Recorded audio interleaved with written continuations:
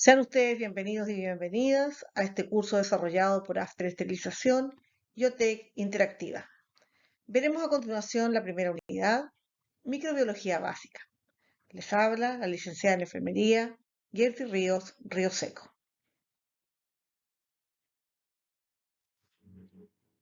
En esta clase revisaremos la introducción, donde justificaremos la importancia del conocimiento en microbiología para las personas ligadas a las ciencias de la esterilización. Como punto número 2, vamos a analizar los microorganismos. Revisaremos los principales tipos de microorganismos a los cuales nos enfrentamos. Como punto número 3, veremos la patogenia bacteriana y viral, que dice relación con la forma en que los microorganismos pueden producir la enfermedad. Por último, como punto número 4, brevemente revisaremos el sistema inmunológico, que dice relación con la capacidad de nuestro cuerpo de defenderse de los microorganismos.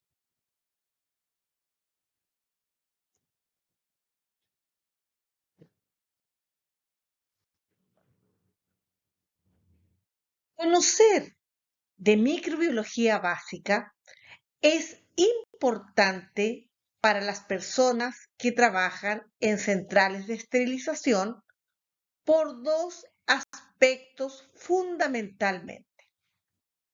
El aspecto número 1 es conocer al enemigo contra el cual luchamos. Y el segundo punto, no menos importante, es tener en cuenta que el personal que trabaja en centrales de esterilización, o selle, o RUMED, está permanentemente expuesto a microorganismos que le pueden producir enfermedades.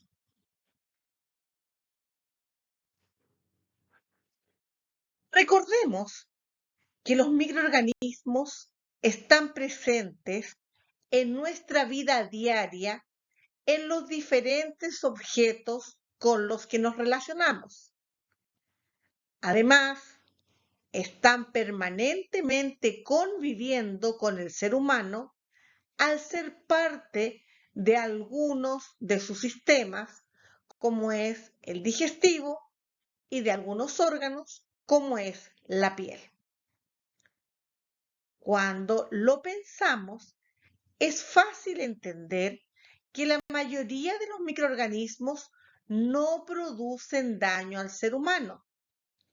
Sin embargo, sí existen microorganismos capaces de producir enfermedades.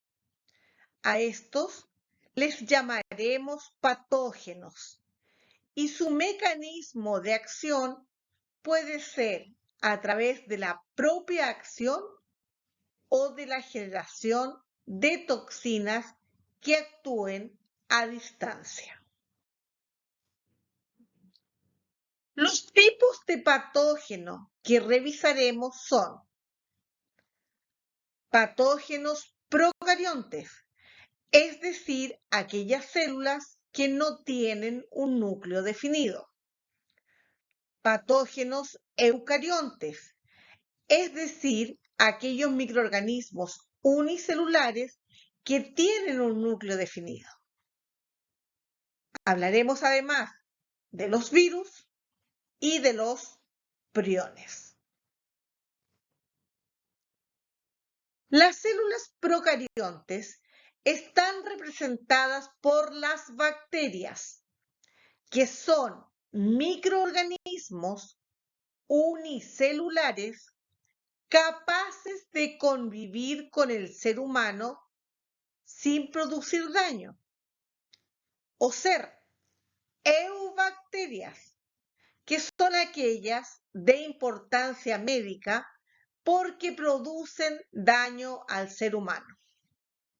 En cuanto a su clasificación, podemos decir que hay algunas bacterias típicas formadas por un citoplasma que en su interior contiene ADN y ARN rodeada por una membrana celular y una pared celular, con anexos como son los cilios y los flagelos.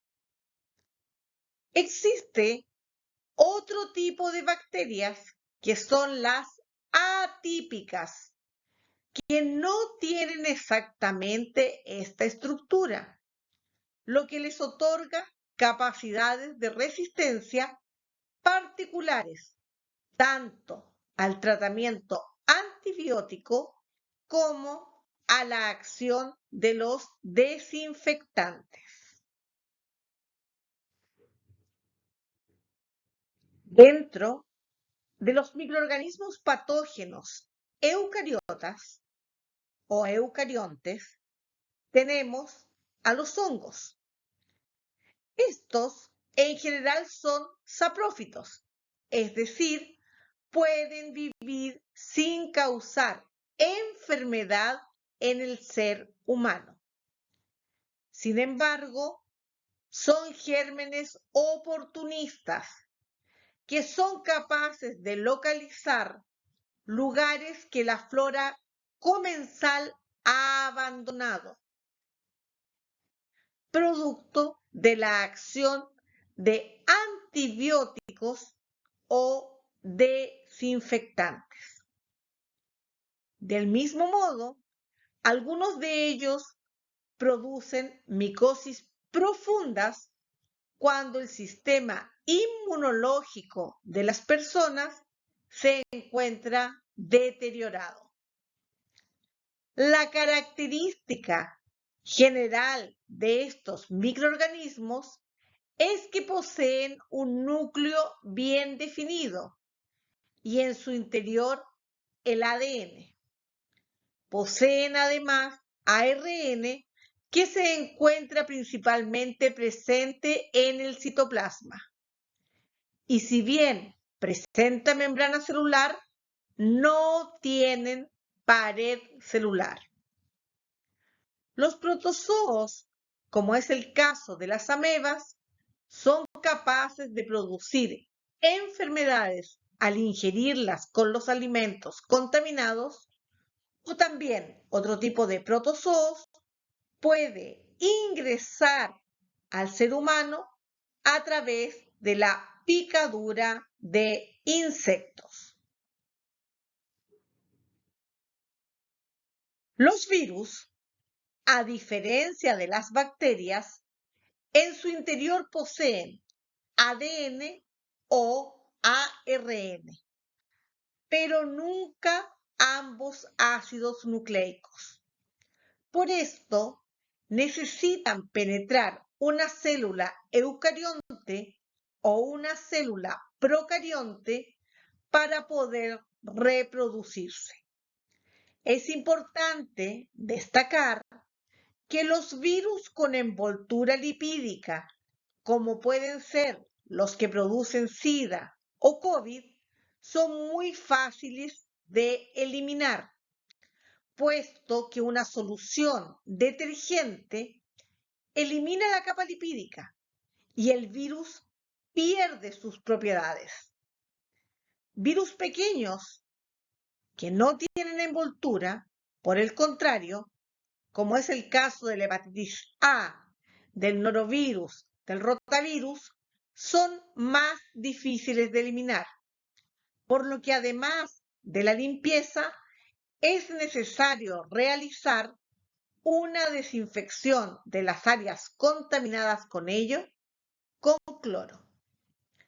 En el caso del norovirus y el rotavirus, estos tienden a dispersar sus partículas por medio de aerosoles. Es importante este punto al considerar las medidas de protección que debe tener el personal de salud. La piel se encuentra distribuido en forma amplia el Staphylococcus epidermidis.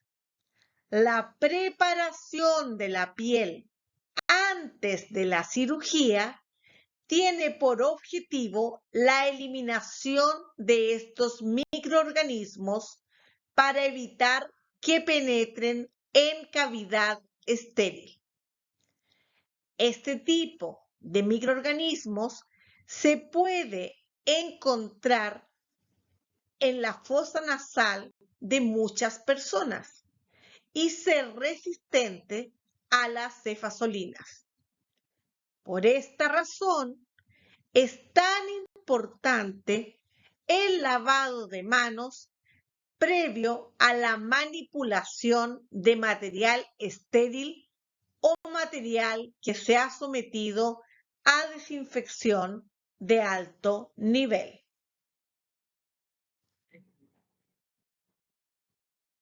En el caso de la boca, tenemos al Streptococcus mutans. Por tanto, al manipular instrumental dental, existe una gran probabilidad que venga contaminado con este microorganismo, el que puede producir daño a nivel del corazón al ingresar al torrente sanguíneo. El personal de esterilización, entonces, deberá usar las medidas de protección necesarias para impedir algún corte o punción con un artículo usado en atención dental. En la nasofaringe podemos encontrar Streptococcus pneumoniae, que es responsable de neumonias bacterianas graves. Por tanto, esto nos invita a tener precaución en el manejo de los fibroscopios y de los fibrobroncoscopios.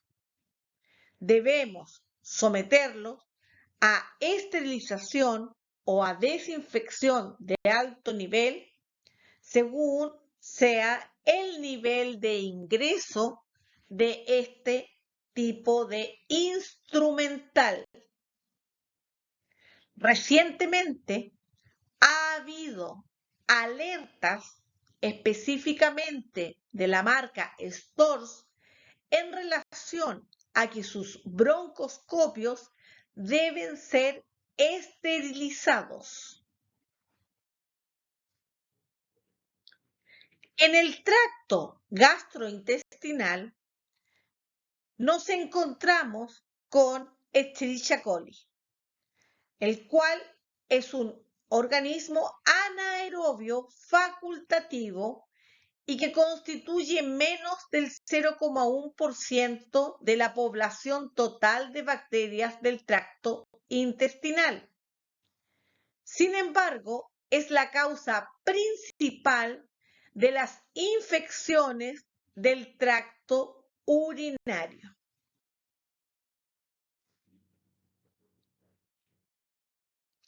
¿Qué podemos decir del tracto urogenital?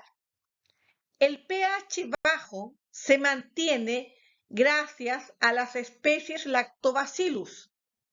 Si estos disminuyen, producto del uso de antibióticos o producto del uso de desinfectantes a nivel local, puede dar paso a la colonización por hongos como es la Cándida albicans. Entonces, si nosotros en centrales de esterilización, en SEI y en RUMED, recibimos espéculos, potencialmente podemos pensar que viene contaminado con este tipo de hongos. Revisaremos a continuación la patogenia bacteriana. Cuando la flora microbiana normal causa problemas de salud. Por ejemplo, cuando se desplaza a un lugar no habitual, como sería el caso de Escherichia coli, que se encuentra en el tracto digestivo. Si se desplaza hasta el tracto urinario, estamos en un lugar no habitual, donde podemos producir enfermedad. El segundo caso es cuando potenciales patógenos obtienen una ventaja competitiva. Es decir, imaginemos que tenemos Clostridium difficile, que puede estar habitando en forma normal en el intestino, pero en muy baja cantidad. ¿Qué pasa entonces?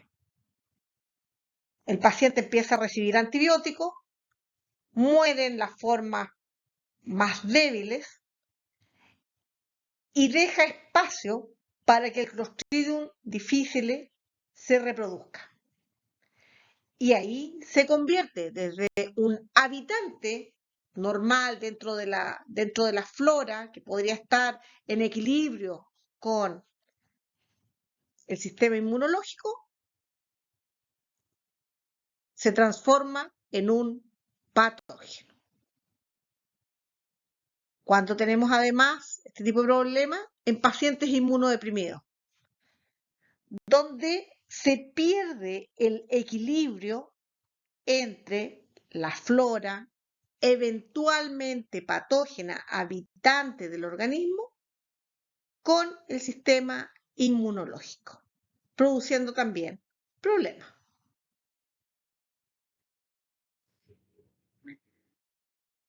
Si pensamos en las etapas del proceso infeccioso, tenemos que ver que lo primero que pasa para que ocurra una enfermedad es que hay una penetración en el huésped del microorganismo. Posteriormente hay una adhesión del microorganismo a las células. Después hay una propagación del microorganismo. Luego hay una lesión de las células que le están dando hospedaje. Y por último hay una evasión de la segunda barrera defensiva. Existen algunas características de las bacterias que puede hacer que ellas sean más patógenas. Vamos a analizar algunas. La virulencia. ¿Qué es la virulencia? Es la cantidad de microorganismos necesarios para causar una enfermedad al 50% de las personas expuestas al patógeno.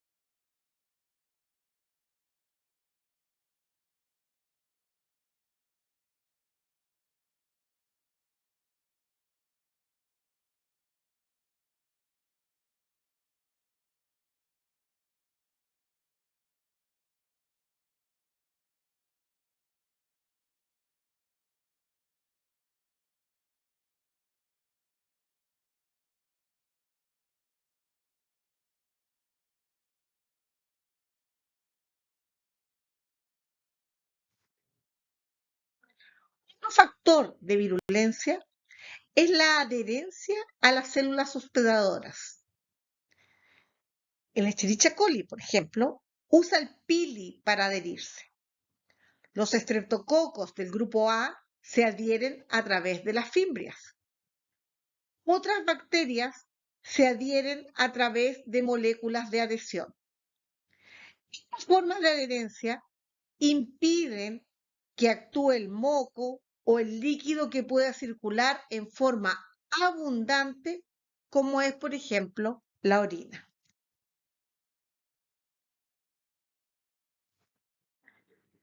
La invasividad es otra característica que condiciona la virulencia. Algunas bacterias tienen colagenasa o hialuronidasa, lo que facilita que puedan penetrar las células. Después de invadir las células, se produce una inflamación que puede ser piógena, es decir, producirse pus, o granulomatosa, que es producir la inflamación de los ganglios.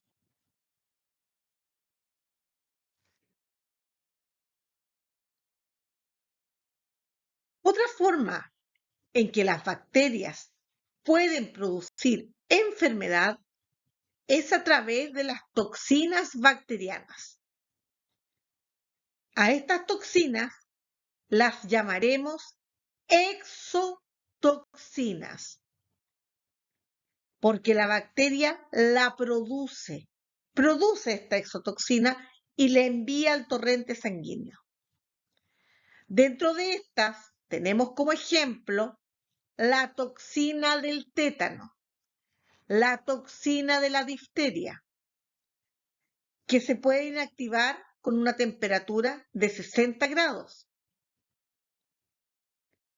Esta temperatura de 60 grados la podemos obtener en una lavadora termodesinfectora.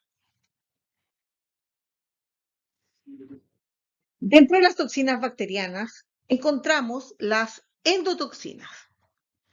¿Qué son las endotoxinas? Son lipopolisacáridos que están localizados en la membrana externa de las bacterias gram negativas. ¿Cuándo se va a producir la liberación?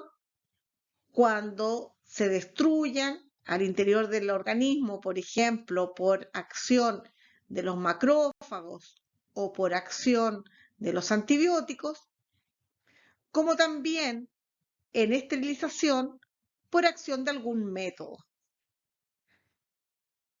El problema de estas endotoxinas es que son muy resistentes a la temperatura.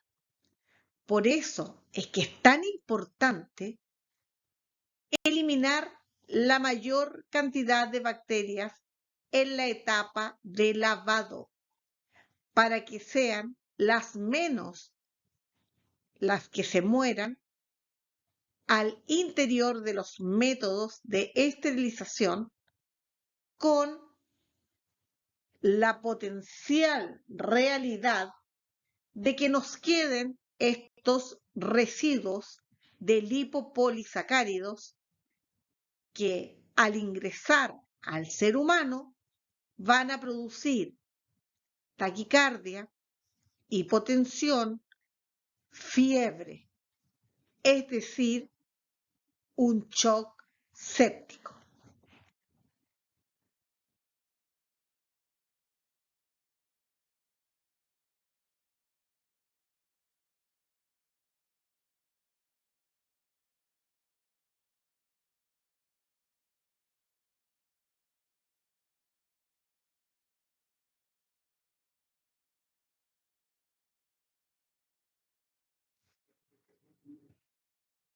En esta imagen podemos ver algunas bacterias gram positivas y algunas que son gram negativas. Dentro de las gram positivas tenemos los estafilococos aureus, las pseudomonas aeruginosas, streptococcus piógenos, Clostridium botulinum, el Bacillus anthracis. Dentro de las bacterias gram negativa tenemos la Neisseria gonorrea, el Helicobacter pylori, el Vibrio cholera, Escherichia coli, Treponema pallidum.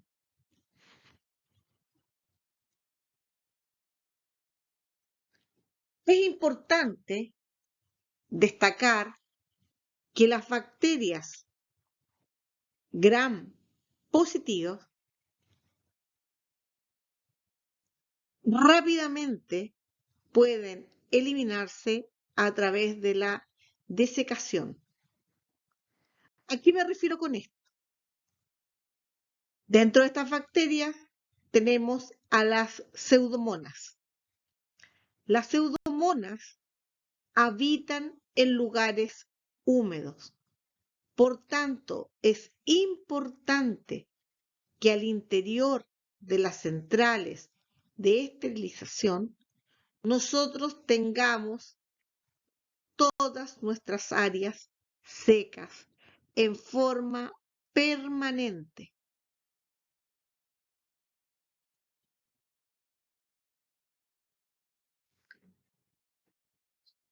En relación a la patogenia de los virus, les puedo decir que hay algunos, como los adenovirus, que producen la muerte celular. Sin embargo, hay otros que producen transformación celular, es decir, están relacionados con la formación de células malignas. Este es el caso del papilomavirus. En el caso de la fusión celular, es producida por el herpes virus.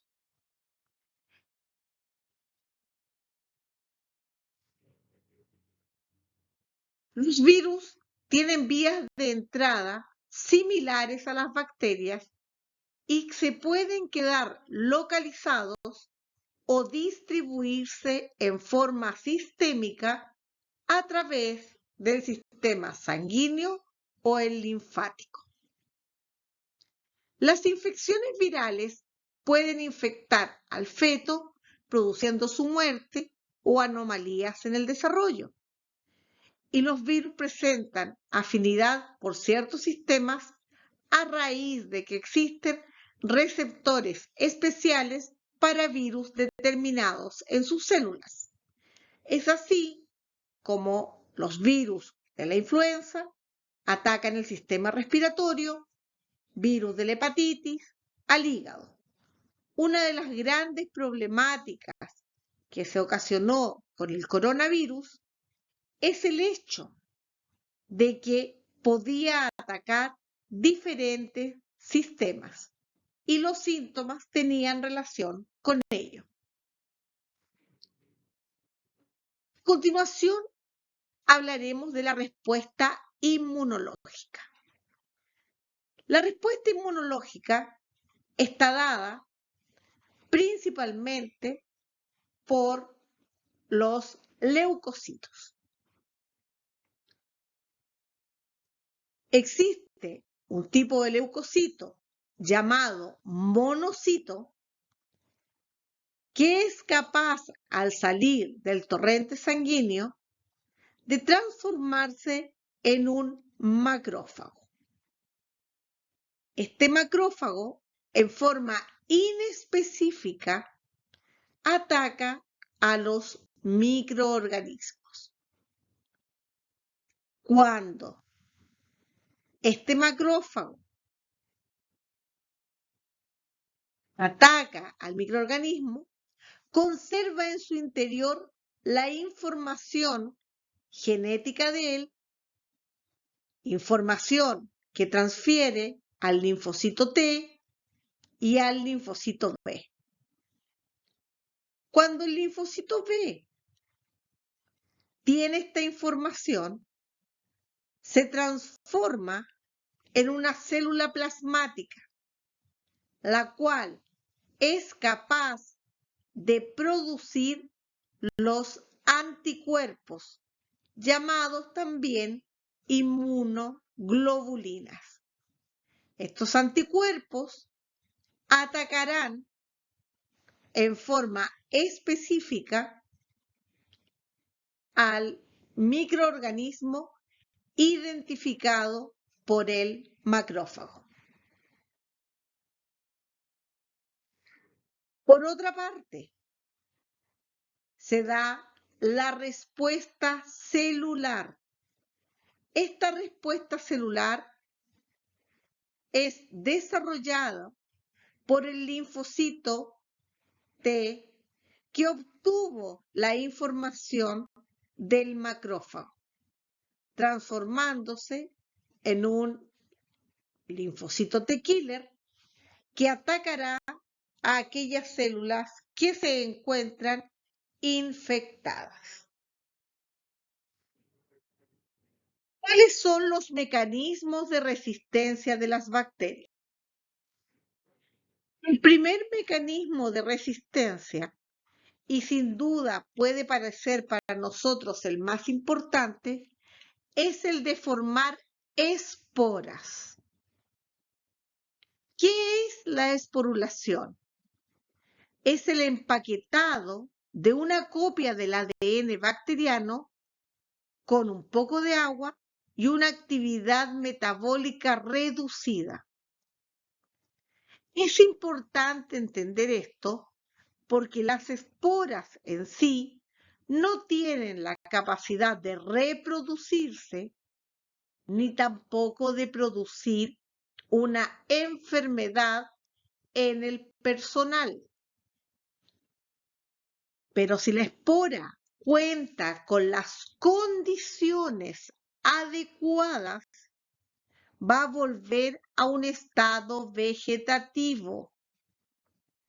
Y en este caso, al volver a este estado vegetativo, será capaz de reproducirse y, por supuesto, producir la enfermedad.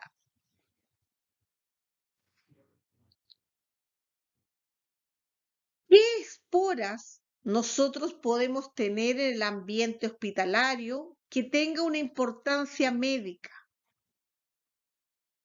Las bacterias que pueden producir esporas potencialmente patógenas son el Bacillus anthracis, el Bacillus cereus, el Clostridium tetani, el Clostridium botulínico, el Clostridium perfringens, el Clostridium difficile.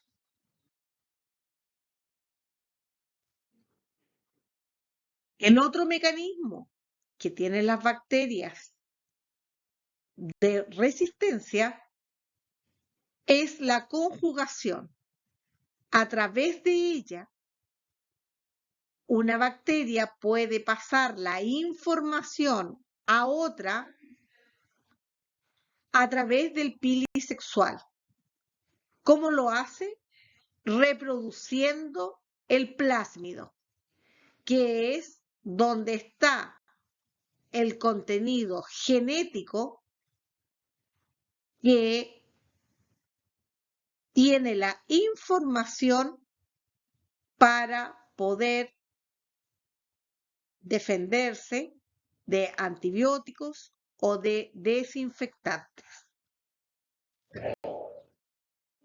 El biofilm, ampliamente comentado, es la capacidad de las bacterias de producir una agrupación de ellas, de modo que se crea una suerte de resistencia a los métodos de esterilización, pues la matriz extracelular es extremadamente resistente. El problema de este biofilm es que es capaz de pasar desde el material inanimado al animado y eventualmente producir una infección. ¿Cómo eliminamos este biofilm? Limpiando el instrumental, limpiando los dispositivos médicos en forma precoz. Y existe también los priones. No lo podemos calificar como un microorganismo. ¿Qué son los priones? Son proteínas que no se encuentran en la forma que deberían estar y que tienen la capacidad de, al entrar en contacto con proteínas normales, transformarlas en anormales. Estos priones son responsables de la enfermedad de Creutzfeldt-Jakob, entre otras, o todo aquel que produzca un cerebro espongiforme o una enfermedad espongiforme. Les agradezco la atención en esta clase y sus dudas me la pueden hacer llegar al correo electrónico after esterilización.